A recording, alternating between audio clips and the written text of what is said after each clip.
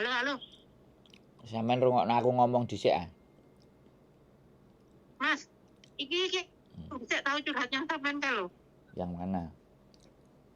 Sing curhat aku sing majikan sing di PAP kon bayar denda 5.000 apa tak cancel.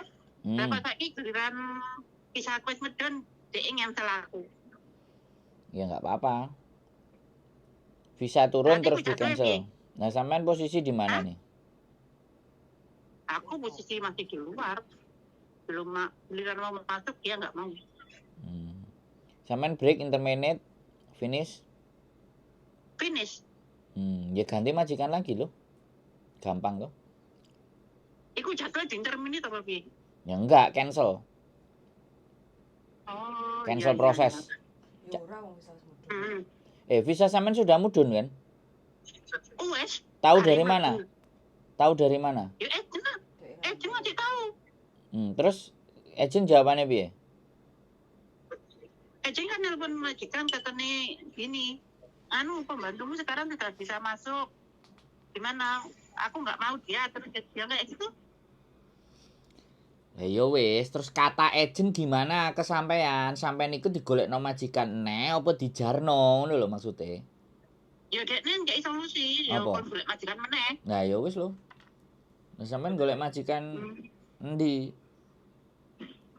Tapi kok karo agentku dikongkon kan Eca kok njaluk denda 5.000 ane ora ngono. Sampean dikongkon njaluk. Iya. Yo gak apa-apa ngomong ae. Kamu lo ngensel sepihak. Sebenarnya di dalam aturan nggak ada. Agentnya sih nggak mau rugi karena sang biaya proses toh. Terus majikan minta uang kembali kali. Kelihatannya ke agent. Jadi ini agentnya kan rugi. Terus sampean dikongkon njaluk. Halo? Tapi itu majikan kira-kira nggak ya, Bray? Ya sampean ngomong aja, kamu itu kok tiba-tiba ngensel. Kamu buang waktu saya. Iya mulai aku bisa apa ngensel dek nih jalur denda. Tapi giliran bisa medun dek ngensel. Ya sudah, ngomong aja. Kalau Hongkong kan terus terang, tapi kalau dalam peraturan nggak bisa seperti itu. Siapapun ngensel tidak ada masalah. Iya. Nggak ngomong sama agent. Ya tetap ngomong aja, sampean tetap ngomong. Nggak masalah 5.000, saya tanya. Agent ada solusi nggak nyariin sampean majikan atau sampean punya majikan lain, pindah ke agent lain atau bagaimana? Ya sekarang dalam proses mencari, Mas. Ya ada solusi kan berarti. Sampean finish loh. Kalau finish visamu tanggal habis loh. Lo finish aku.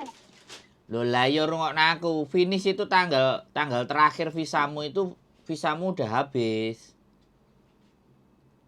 Jadi kamu harus extend. Kalau ada majikan baru bisa extend.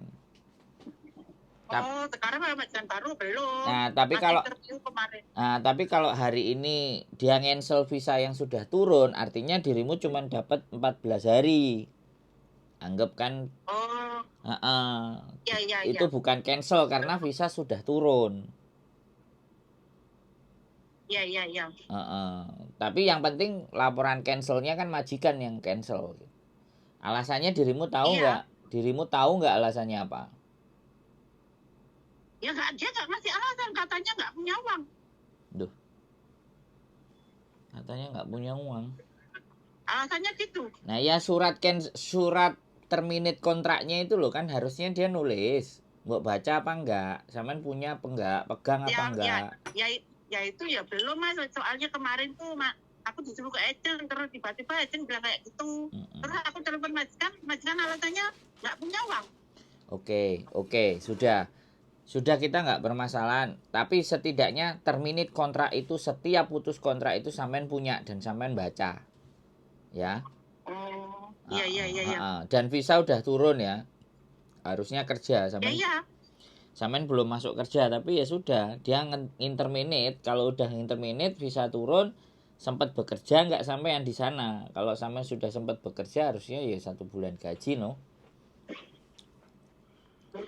Tapi kalau sampean belum sempat bekerja terus belum medikal ya tergantung, wes tinggal ngomong aja.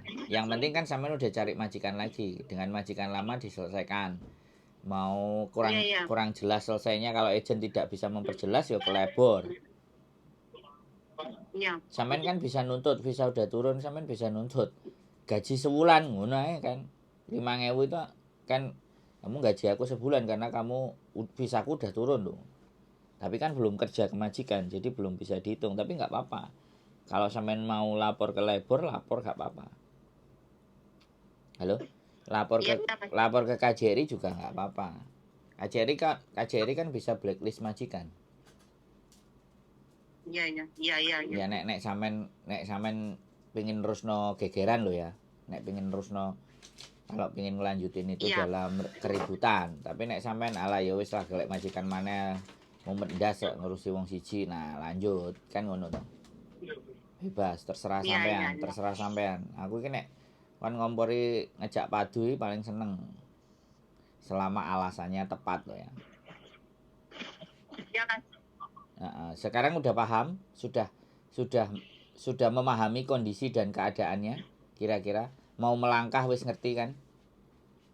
Iya, iya, paham, paham. Nah, kalau sudah paham ya wis, nanti kalau ada bingung lagi telepon lagi. Iya, iya, iya. Oke? Oke, Mas, ya makasih ya, Mas. Oke, solusinya. semangat, batur sembah nuwun. Oke, Oke, bye-bye. bye. Oke, teman-teman semuanya ya. Ini kejadian yang luar biasa yang kayak gini nih. Kadang ada yang 1 minggu di interminate, belum 1 minggu udah di interminate majikan, ini visa sudah turun, belum sempat kerja ke majikan sudah di cancel. Apakah ini permainan majikan atau permainan agent, kita nggak ngerti, ya kan? Ya sekali lagi dalam persoalan seperti ini yang tahu ya yang nelpon, mbaknya yang nelpon, karena bisa jadi kan, bisa jadi anak ini kan dibilangnya cancel, sedangkan majikan itu sudah diproses anak baru lagi kan kayak gitu. Ya namanya gini, kita bisa curiga terhadap agent ya. Ini analisa dan logika saja menurut saya. Visa sudah turun kok majikan tidak mau. Terus ditanya alasannya nggak punya uang, kan tidak masuk akal. Nah, bisa jadi pada saat ongoing proses ya kan, mbaknya ini ada yang mau majikan lain ya kan, yang mau tanda tangan, terus majikan yang sudah disodori CC yang baru ternyata mau.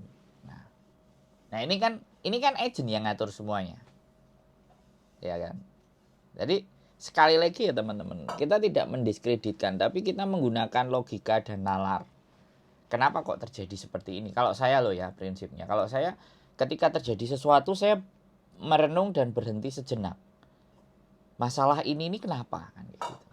Kenapa kok kejadiannya seperti ini? Kok gak normal-normal saja? Mungkin buat agent ya itu normal. Jadi ladang bisnis gitu. Jadi dia punya 3 anak ya kan. Kemudian 3 anak, yang satu mau, yang satu nggak mau sama yang A, yang satu mau sama A. Sedangkan A sudah tanda tangan dengan majikan E. Udah tinggal di switch aja. Bisa gampang. Nah, seperti itu bisa terjadi. Nah, ini kan berarti agentnya pinter supaya uang masuk. Nah, seperti itu buat teman-teman. Karena ngensel secara tiba-tiba dan visa sudah turun lah. Rugi dong. Majikan itu rugi gitu loh. Kalau dia ngensel dan how come? Bagaimana bisa? Sedangkan orang Hongkong itu kan perhitungannya tepat. Nah, kita ambil logika aja. Kita gunakan logika mikir kita. Berarti ada apa dengan agent tersebut kan? Visa udah turun. Nah, kalau apalagi surat terminate kontraknya belum keluar, belum dikasih. Nah, surat terminate kontrak itu selalu akan ada satu kotak di mana itu menuliskan the reason. Siapa yang minta keluar? Kalau majikan, nah, kita bilangnya interminate. Majikan yang akan nulis alasannya. Tapi kalau kita yang ngebreak, kita yang nulis alasannya. Ketika itu kosong, nah, di sini. Jadi buat teman-teman semuanya, kejadian-kejadian di Hongkong itu luar biasa, dan kita dengan kejadian-kejadian itu menelaah di mana sih persoalannya, di mana problemnya. Cara bermainnya setiap agent juga beda-beda. Dan seperti itu ceritanya buat teman-teman. Nah, makanya kadang-kadang ya saya nggak bisa ngomong, saya nggak bisa memberikan gambaran ya apa yang sedang terjadi di dalam agent tersebut gitu. Bisa udah turun, kelar semuanya seneng, ya kan. Terus majikan juga kita mau ngenso, majikan minta ganti rugi ke CC-nya 5.000. Nah ini tidak ada dalam peraturan Hong Kong seperti itu.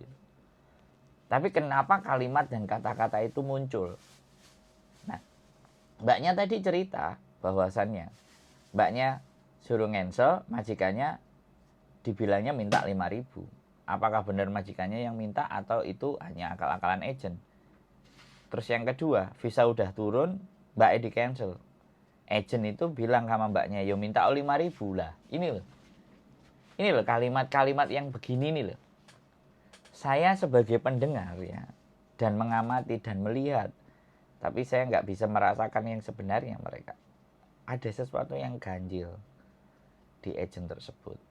Nah ini loh teman-teman. Jadi bisnis strategi agent itu macam-macam dan nggak karu-karuan. Nah disitulah yang kita harus kembali lagi ya, menelaah, berpikir seperti apa. Tapi kalau ya teman-teman nggak mau ambil pusing ya sudah, cari majikan lagi, selesai. Yang jelas tidak ada urusan memutuskan kontrak itu disuruh bayar. Nah itu pihak yang paling rugi kan sebenarnya agent ketika proses itu cancel, karena dia udah masuk uang. Pastinya dia ada deal-dealan sama majikan. Kalau kamu nggak deal atau apa, ya kamu pasti tak potong. Tapi kalau ini, aku rasa akan dialihkan ke CC yang lain. Dan mbaknya dicarikan majikan yang baru. Nah itu strategi-strateginya agent untuk mendapatkan uang. Ya sekali lagi ya buat teman-teman semuanya, bisnis per-agentan ini bisnis yang masih subur di Hong Kong. Dan orang Hong Kong pun mau menjalaninya karena ada nilai peluang di sana. Jadi siapa yang megang banyak majikan, nah itu cuan. Karena keuangan mereka semuanya ya dari majikan.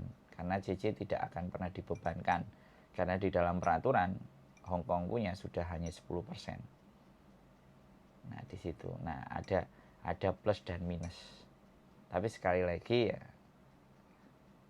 teman-teman harus semakin menyadari, semakin paham, semakin mengerti. Seperti halnya kasus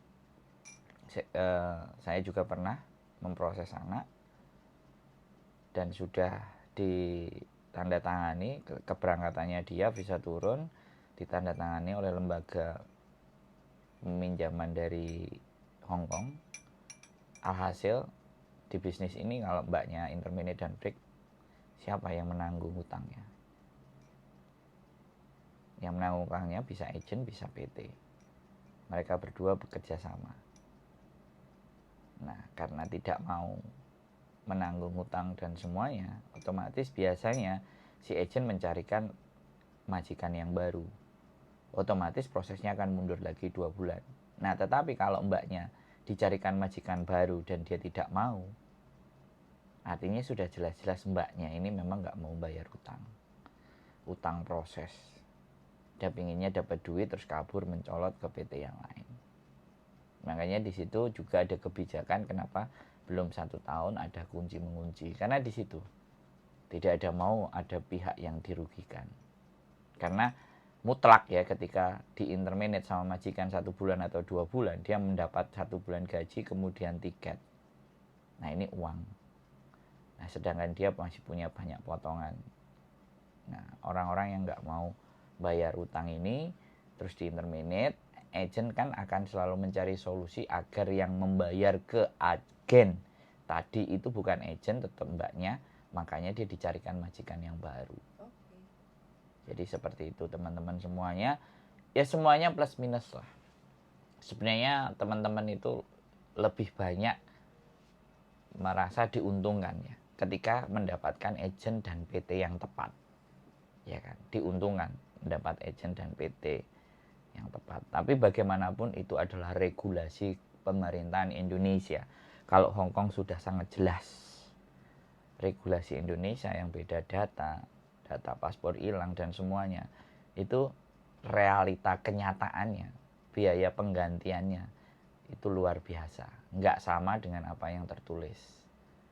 Sebenarnya saya ingin banyak kumpulin bukti-bukti teman-teman. Berapa dipotong ya. Oke. Keep stay tune my YouTube channel and see you next video. Bye-bye.